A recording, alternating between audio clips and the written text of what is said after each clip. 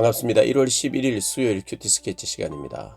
오늘 본문은 빌립보서 1장 12절로 21절까지의 말씀입니다. 오늘 본문은 이렇게 시작합니다. 형제들아, 내가 당한 일이 도리어 복음 전파의 진전이 된 줄을 너희가 알기를 원하노라.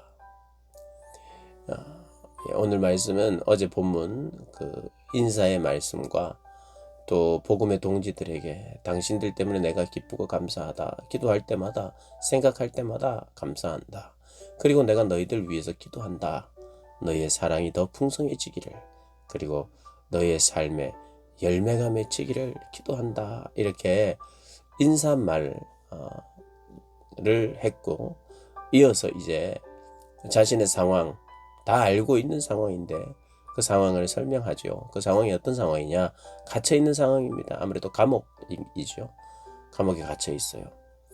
근데 이제 복음을 전하는 사람이 감옥에 갇혀 있으면 복음을 전할 수 없잖아요. 그런데도 불구하고 감옥에 갇혀 있는 현재에 대해서 오늘 이렇게 해석하고 있어요. 어떻게요?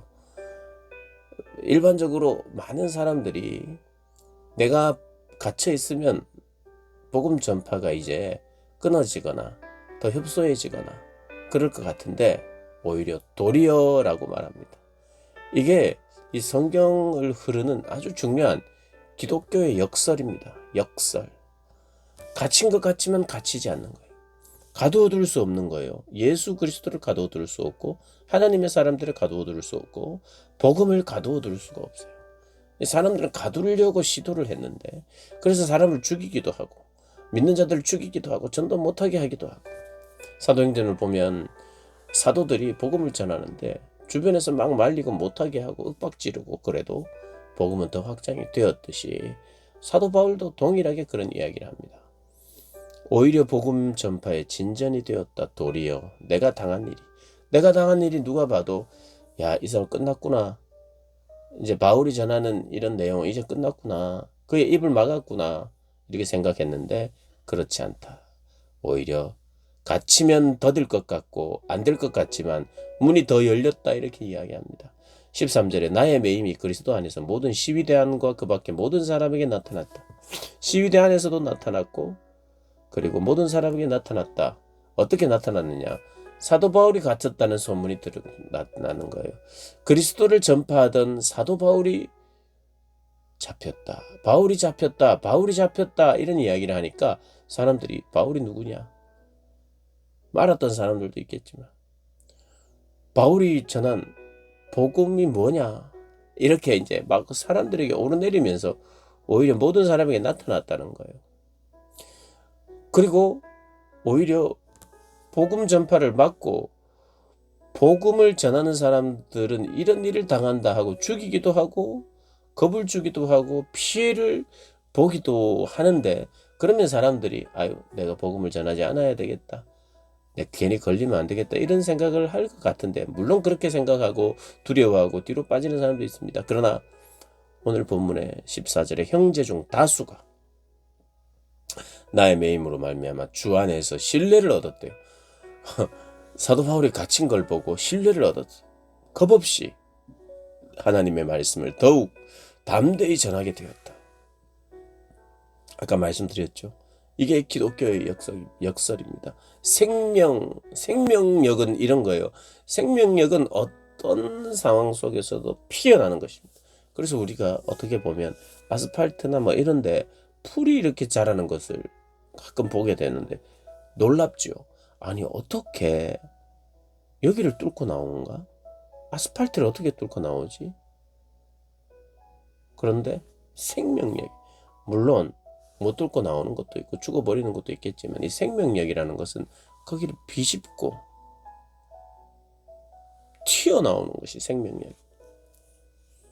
하나님이 주신 생명력이 그렇다는 것을 오늘 본문이 말하고 있어요. 주 안에서 신뢰함으로 겁없이 하나님의 말씀을 더욱 담대히 전하게 되었느니라. 뭔가 확장하고 발전하고 성공하기 위해서는 생명력 있는 게 있어야죠. 생명력 있는 거. 생명력 있는 것에 나를 드릴 때 그 생명력은 번식하게 되어 있거든요. 생명은 자라게 되어 있어요.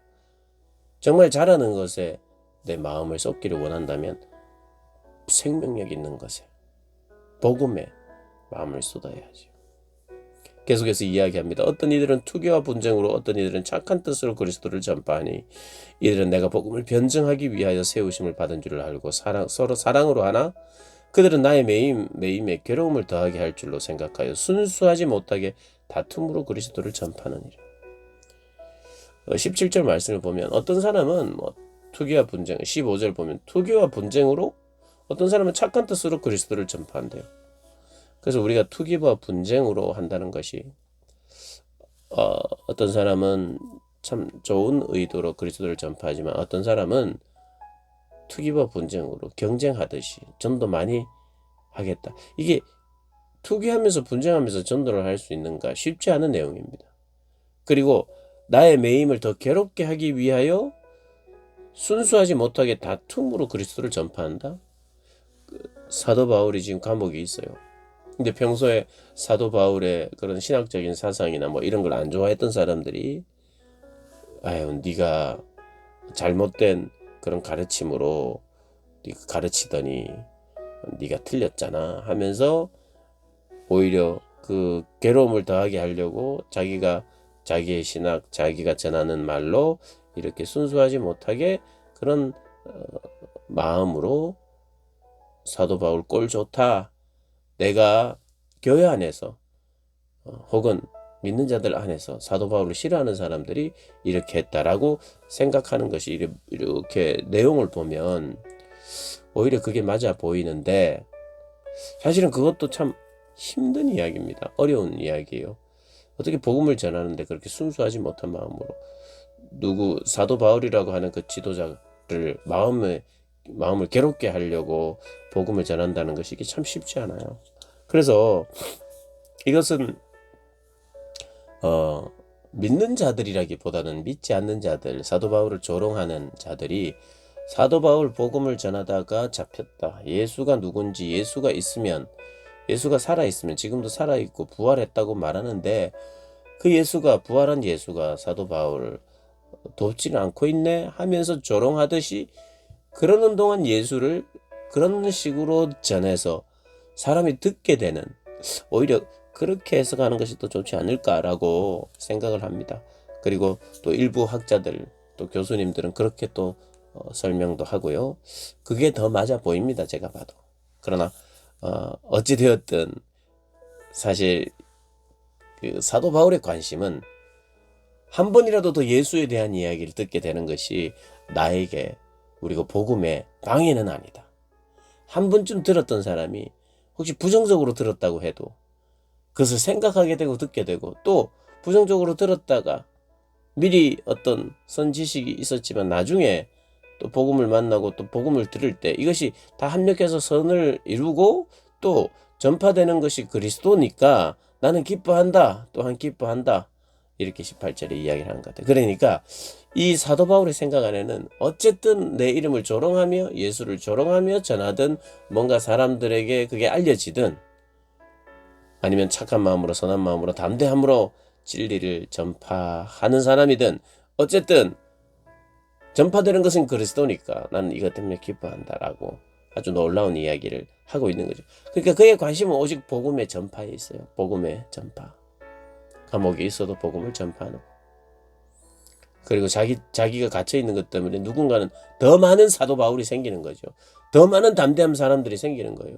그래서 순교자들을 볼 때, 복음을 위하여 죽는 자들을 볼 때 우리 가슴에 불이 생겨서 오히려 담대하게 나도 그리스도입니다. 나도 복음을 전하는 자이다. 오히려 자기를 드러내면서 하는 사람들이 생겨서 결국에는 사도 바울 한 명이 딱 갇히니까 또 다른 여러 사도 바울과 같은 사람들이 생김으로 말미암아 오히려 복음의 확장이 이루어졌다, 이렇게 이야기를 합니다. 사도 바울이 본 것이 또 정확하죠. 잠시 주춤하는 것 같고 막힌 것 같을 때도 분명히 있을 거예요.